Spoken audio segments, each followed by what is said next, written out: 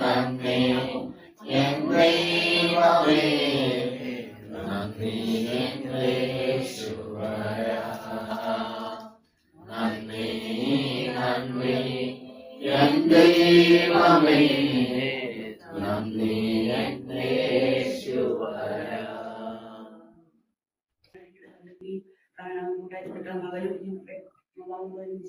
ഈ പാഠത്തിലെ ചില സാക്ഷ്യം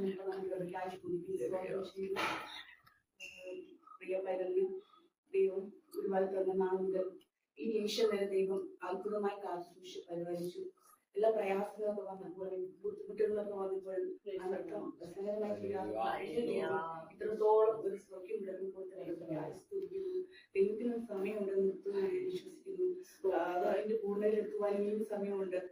ദർശനത്തിന് ഒരു അവധി വെച്ചിരിക്കുന്നു. ആ വാക്യം പറഞ്ഞ തന്നെ അതിൽ എപ്പോഴും വിശ്വാസമുണ്ട്. ഇനിയും സമയമുണ്ട്. ദർശനത്തിന് ഒരു അവധി വെച്ചിരിക്കുന്നു. ആ വാക്യം പറഞ്ഞ തന്നെ അതിൽ എപ്പോഴും വിശ്വാസമുണ്ട്.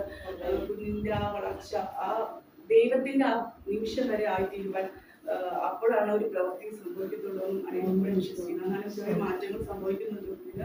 പലരും ചെറിയ സപ്പോർട്ടിലാകേണ്ട കുറച്ചേരൊക്കെ ഇരിക്കുന്നുണ്ട്.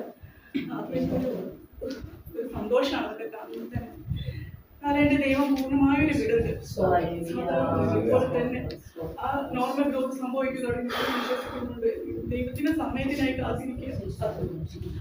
അത് തന്നെയാണ് ഇപ്പോഴും ആഗ്രഹിക്കുന്നത്.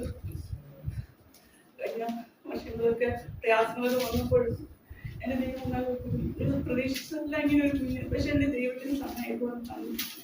അല്ലെങ്കിൽ അത് തീർക്കുവാൻ ദൈവം സഹായിച്ചു.